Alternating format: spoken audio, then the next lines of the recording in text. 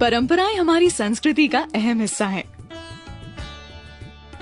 रूढ़ियों को एक बार की भूल जाएं तो परंपराएं हमें बहुत कुछ सिखाती भी हैं। यहाँ तक कि बहुत सी परंपराएं तो कुछ न कुछ साइंटिफिक लॉजिक से भी मेल खाती हैं।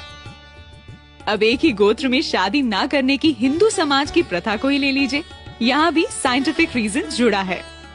रिसर्च के मुताबिक जेनेटिक बीमारी से बचने के लिए सेपरेशन ऑफ जीन्स जरूरी है, यानी अपने नजदीकी रिश्तेदारों या फिर एक ही जीन के लोगों से शादी ना करके जेनेटिक बीमारियों से बचा जा सकता है।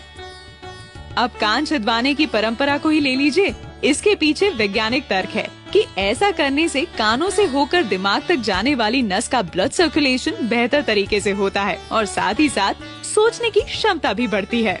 माथे पर तिलक लगाए शख्स को देखकर आपके दिमाग में पूजा पाठ करने वाले इंसान की इमेज बन जाती है, लेकिन इस पर विज्ञान कुछ और ही कहता है। दोनों आँखों के बीच आज्ञा चक्र होता है, जहाँ तिलक लगाने से कंसंट्रेशन बढ़ता है। कहा जाता है कि तिलक लगाते समय उंगली या अंगूठे के दबाव से माथे तक जाने वाली नसों का ब्लड सर्कुलेशन भी बेहतर हो जाता है। अब बात करते हैं जमीन पर बैठकर खाना खाने की। दरअसल पालथी मारकर बैठना एक तरह का योगासन है। इससे मन शांत रहता है और डाइजेशन दुरुस्त बना रहता है। हाथ जोड़कर नमस्ते करने का भी वैज्ञानिक तर्क है। सभी उंगलियों के आपस में दबाव से एक्यूप्रेशर प्रोसेस होता है। इसका सीधा असर आँख, कान और दिमाग पर होता है। इस दबाव से सामने वाले व्यक्ति को लंबे समय तक याद रखा जा सकता है। फिर से बात करें खाने की। कहा जाता है कि खाने की शुरुआत तीखे से और अंत मीठे से हो। वजह यह है कि तीखा खाने से पेट में पाचन तत्व और अम्ल एक्टिव हो जाते हैं और डाइजेशन सही तरीके से होता है। और अगर तीखे से पेट में जलन की संभावना बने तो उसे आखिर में खाया मीठा दूर कर देता है। पीपल की पूजा का भी वैज्ञानिक तर्क है। दरअसल पीपल की पूजा भूत प्रेत भगाने के लिए नहीं, बल्कि पेड़ों के सम्मान में की जाती है।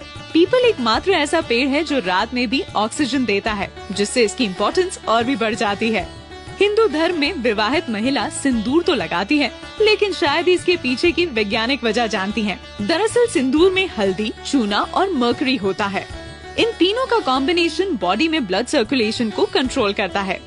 चोटी रखने के पीछे भी कुछ ऐसा ही तर्क है।